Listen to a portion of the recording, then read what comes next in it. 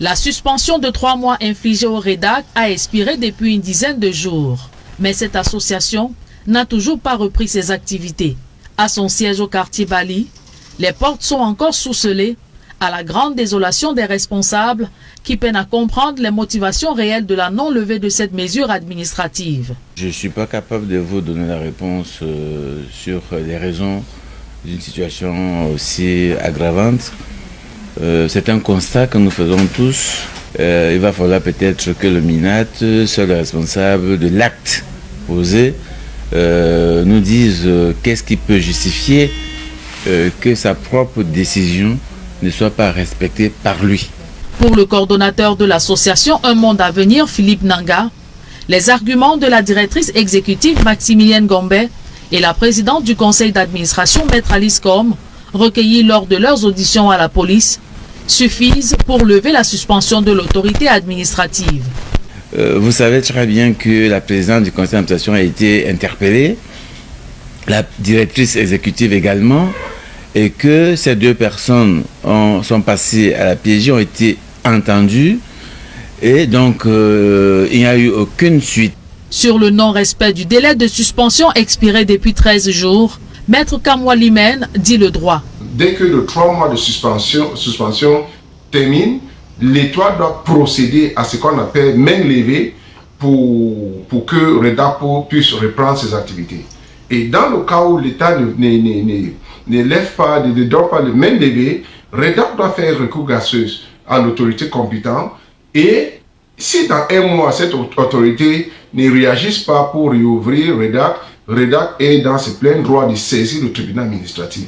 Œuvrant depuis des années dans la lutte contre les injustices, la violation des droits humains et la préservation de la paix et la cohésion sociale, le REDAC est paralysé et son personnel au chômage voilà plus de 3 mois. Il y avait des activités sur la pacification du processus électoral, il y avait des activités sur le terrain qui se déroulaient, et il y a un personnel qui existait, qui travaillait, n'est-ce pas, qui recevait un salaire, qui est à la maison depuis décembre. On rappelle, cette organisation de la société civile a été suspendue le 6 décembre dernier pour financement illicite et non-respect des dispositions légales. Figurez-vous que j'ai vécu donc on disait que Ahidjo était un dictateur, que ceci, effectivement c'était le parti unique, mais il n'a jamais lâché des valeurs d'unité. Jamais. On les retrouvait partout. Et il était le premier à les incarner, à les montrer comme étant des valeurs incontournables pour lesquelles il ne pardonnait à personne d'interférer. C'était clair et net. Voilà pourquoi le dictateur Ahidjo a des gens aujourd'hui qui le regrettent. Parce que les valeurs, c'était d'abord lui. Et il les incarnait dans son comportement. Je pense que dans vos télévisions, on a vu la maison d'Ahidjo à Garoua, chez lui. Pour incarner l'unité nationale, il nous a ouvert les portes du Nord, comme il a ouvert au nordiste les portes du Sud. Je pouvais aller plaider à Garoua le matin, il y avait peut-être 3 rotations de caméras. Et revenir plaider ici, dans des audiences qui se poursuivaient parfois jusqu'à 1 h du matin.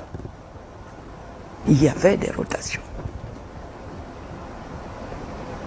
Et il savait, le président Ahidjo savait, qu'il ne peut pas parler toc, toc, toc, toc, toc d'unité s'il ne met pas des communications, des connexions effectives entre les différentes parties du Cameroun.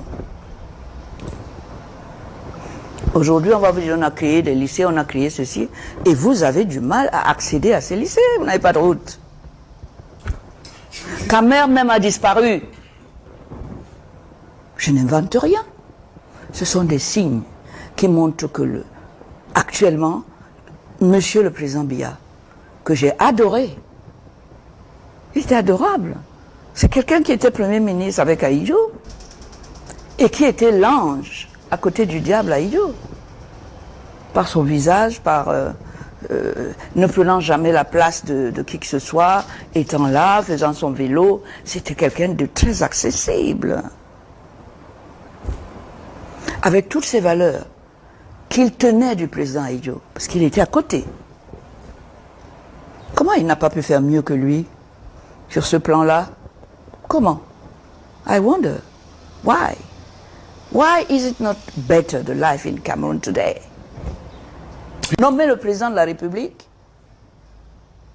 et les CAM ne donne pas, ne publie pas pour nous, les électeurs. Il n'y a pas que le MLC. Le MLC mène ce combat pour nous tous. On ne publie pas la liste alors que c'est une obligation légale. Qui se met au-dessus de la loi comme ça?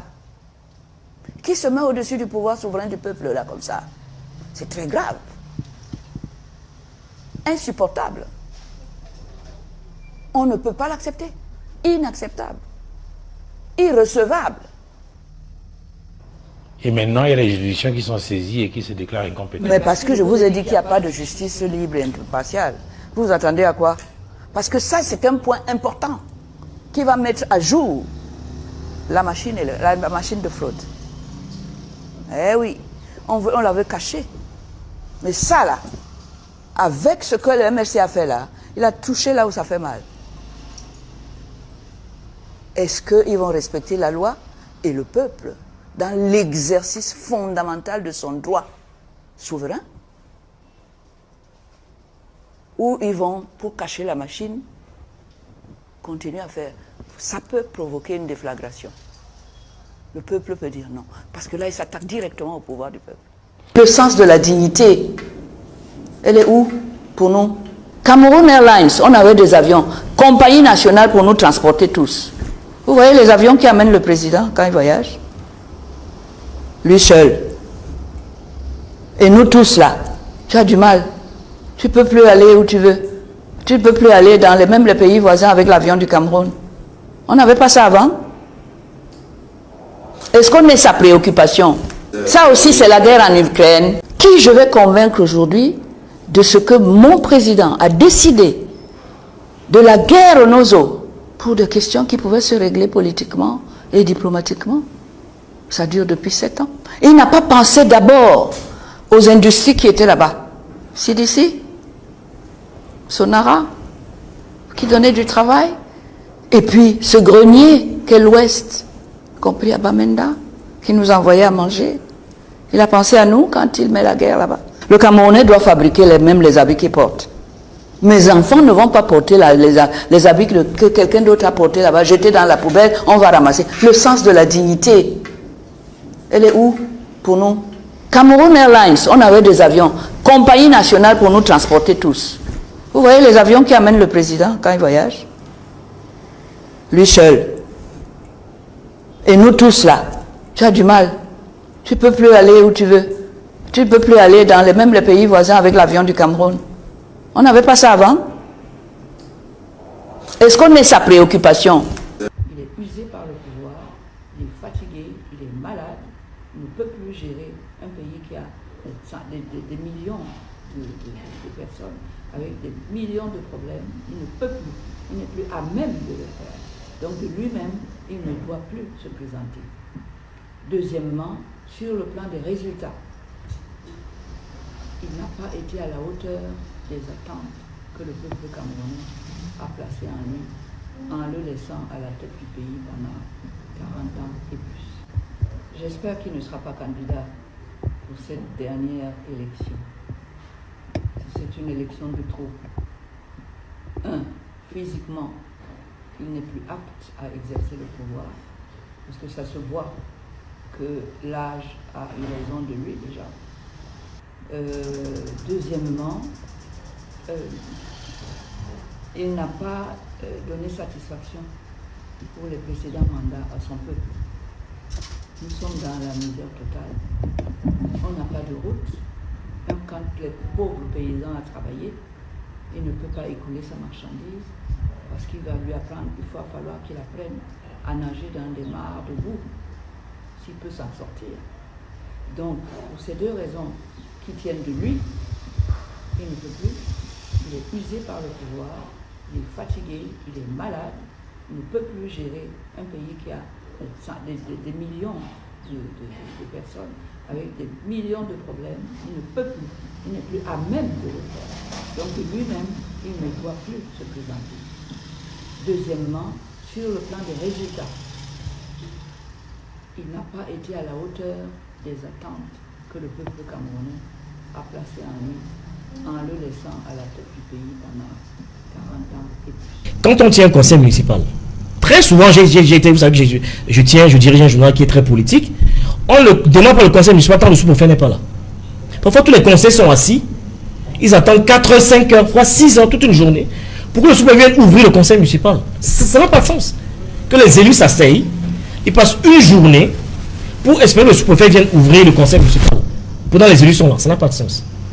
Alors que le maire peut prendre sur lui le débat de son conseil. Ça veut dire qu'en la réalité, en fait, il y a cette volonté réelle de vouloir absorber les élus du peuple.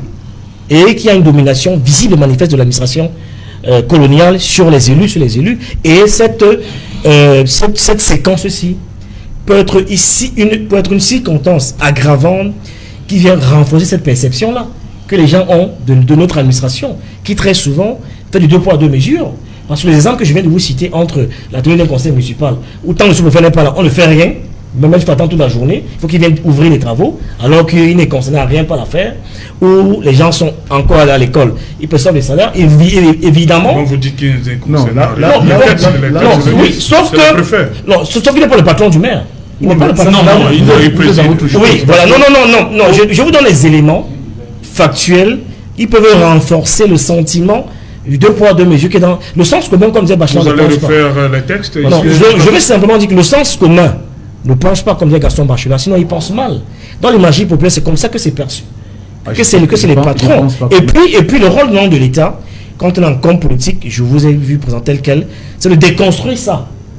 En mettant dans l'espace public, en posant des actions qui peuvent déconstruire cette perception que les gens ont de l'administration coloniale, où on a l'impression que le sous-préfet est le patron du maire, à l'épreuve de la réalité. Qu'est-ce qu'il a essayé de faire? Non, je veux dire que cette séquence-ci peut renforcer cette perception, ce que je suis en train de dire depuis. Oui. Et le fait que le deuxième adjoint, de toutes les prises de parole qu'il y a eu depuis que le maire, le sous-préfet a été libéré, pourquoi personne ne parle du deuxième adjoint? Mais on parle de lui. Mais nous ne parlons pas de lui, là. Oui. Le premier ministre a parlé de lui. Ici. Le ministre de l'administration territoriale a parlé de lui. Quelqu'un ne parle pas de lui. On n'a pas de lui. Tout le monde dit qu'il reste en captivité. Voilà. Tout le monde a parlé de lui.